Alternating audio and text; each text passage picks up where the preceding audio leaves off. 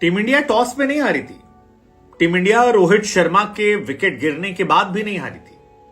Team India Virat Kohli की गिल्लियां उड़ जाने के बाद भी मैच नहीं हारी थी। टीम इंडिया सूर्य कुमार यादव, श्रेयस अय्यर या रविंद्र जडेजा के फ्लॉप होने पर नहीं हारी। टीम इंडिया विराट और केएल राहुल के बीच में वो जो 11 से 40 ओवर के दौरान जो कुछ पार्टनरशिप हुई उसमें लगे सिर्फ 2 चौकों की वजह से भी नहीं हारी। टीम इंडिया इसलिए भी नहीं हारी क्योंकि 7 विकेट आखिर तक रह गए थे और 6 विकेट से ऑस्ट्रेलिया की जीत हुई। टीम इंडिया इसलिए नहीं हारी क्योंकि ट्रेविस हेड ने शतक लगाया। टीम इंडिया इसलिए भी नहीं हारी क्योंकि लाबुशेन टिके रहे, या इसलिए नहीं हारी क्योंकि जो स्पिन गेंदबाज थे वो विकेट नहीं ले पाए। ड्यू आ गई, सिराज की गेंदें इंपैक्ट नहीं डाल रही थी, कुलदीप जडेजा उतना असर नहीं दिखा पाए। टीम इंडिया ना मैच के पहले ही हार गई थी, वो पनौती वाले अंपायर की वजह से। हां, और सिंगल पनौती नहीं थी, डबल पनौती। पहली पनौती रिचर्ड कैटलबोरो, वो अंपायर जिसने 2014 से जब से अंपायरिंग शुरू की है इंडिया ने एक मैच भी नहीं जीता है। जिस मैच में बंदा खड़ा हुआ नॉकआउट मैचेस में हम बाहर हो गए। और जब ये जोड़ी डेडली आती है इंग्लिशवर्थ के साथ, रिचर्ड इंग्लिशवर्थ, तब हारना पक्का होता है। धोनी का आखिरी मैच भी इसी में हुआ था, वनडे का। और यही वजह है कि जब रिचर्ड को अंपायरिंग देने की बात आई तो लोग बहुत बहुत खफा हो गए थे कि यार क्या तरीका है। सेमीफाइनल में क्योंकि रिचर्ड बाबू हमारे साथ नहीं थे, रिचर्ड को भेज दिया गया था ऑस्ट्रेलिया साउथ अफ्रीका के मैच में, तो अपनी पनौती को वहां लेकर चले गए थे। लेकिन उनकी पनौती उनके साथ लौटी जब वो India versus Australia final match में अंपायरिंग करने आए। और वहीं से लोगों को लगना शुरू हुआ कि यार मामला जो है बड़ा मुश्किल हो जाएगा, और वो मुश्किलात देखने को मिली। रिचर्ड और इंडिया का रिश्ता जो है वो 2013 में इंडिया ने चैंपियंस ट्रॉफी जब जीती थी उसके बाद से शुरू हुआ था। फाइनल मुकाबला था और इयान काउल के साथ वो अंपायरिंग करने पहली बार पहुंचे थे, और इंडिया उस मैच में श्रीलंका से हार जाती है, उस श्रीलंका से जिसे हमने 2011 में बढ़िया से हरा के भेजा था। सो वो पहला मौका होता है जब ये पनौती हमारे पास आती है।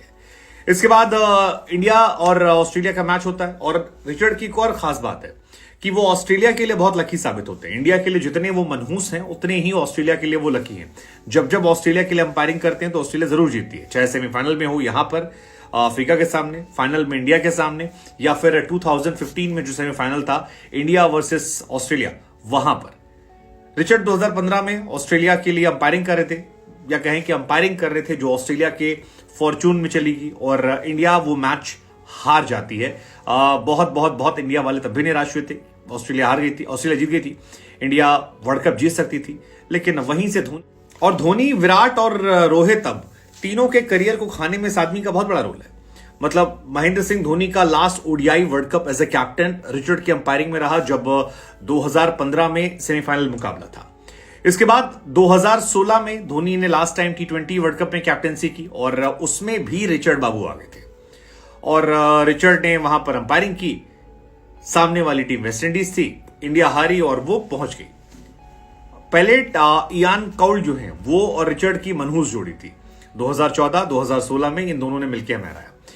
इसके बाद यहां से इंग्लिशवर्थ की कहानी शुरू होती है, और 2017 चैंपियंस ट्रॉफी में रिचर्ड बाबू आते हैं। फिर इंग्लिशवर्थ की दोस्ती शुरू होती है, और यहां पर इंडिया जिस पाकिस्तान को हरा कर आई थी ग्रुप स्टेज में, उस पाकिस्तान से पिट कर इंडिया बाहर हो जाती है। दूसरी बार हमारा दिल टूटता है, और पाकिस्तान उस टाइम एक बहुत ऑर्डिनरी टीम थी। पाकिस्तान नए लड़कों की टीम थी। इंडिया की टीम में तमाम बड़े नाम थे, रोहित, विराट जैसे दिग्गज खिलाड़ी थे जिनको काफी ज्यादा उस टाइम वर्ल्ड क्रिकेट में डोमिनेंस था। खासतौर पर विराट कोहली 2016 में अपने पीक पर थे। रोहित शर्मा भी उस दौर में शतक, दोहरा शतक दबा के लगा रहे थे। लेकिन इंडिया वहां से डाउनफॉल में जाती है, और गिरते गिरते इंडिया जो है बाहर हो जाती है।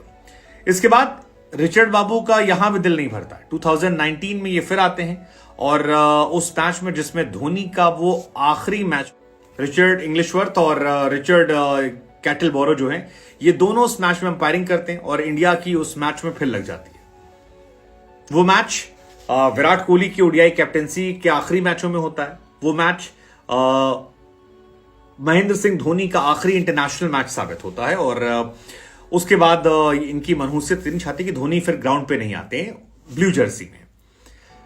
हालांकि विराट कोहली के लिए इन्होंने एक मैच में काम कर दिया था, वो स्माइल देके जो 100 करवा दिया था। लेकिन नॉकआउट मैचेस में ये बहुत बड़े अपशगुन है, इतने बड़े अपशगुन है कि जैसे ही इनका नाम निकल कर आया था इंडिया की हालत खराब हो गई थी, लोग बनाना शुरू कर देते यार। और हमने सुबह भी इनफैक्ट कहा था, आपको याद होगा जब पिछले वीडियो देते, कि भाई इनके खाने में जमाल गोटा मिला दो, ये बंदा रहेगा तो फिर इंडिया को खा लेगा। और देखिए वही हुआ।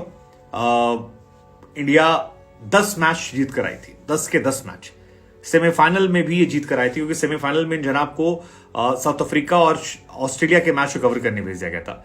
लेकिन जैसे ही जनाब की मनहूसियत का साया इधर आता है, वो रोहित शर्मा जो व्हाइट बॉल क्रिकेट में कभी नहीं हारे थे, कभी भी रोहित शर्मा ने व्हाइट बॉल क्रिकेट में कोई भी फाइनल मैच हारा है, कभी भी नहीं। उनकी किस्मत इतनी मेहरबान थी, वो रोहित शर्मा इतिहास में पहली बार हार जाते हैं, क्योंकि रोहित की किस्मत का जादू जो है रिचर्ड की मनहूसियत के सामने फीका पड़ जाता है और इंडिया एक बार फिर से 2003 की तरह खेलकर हार जाती है।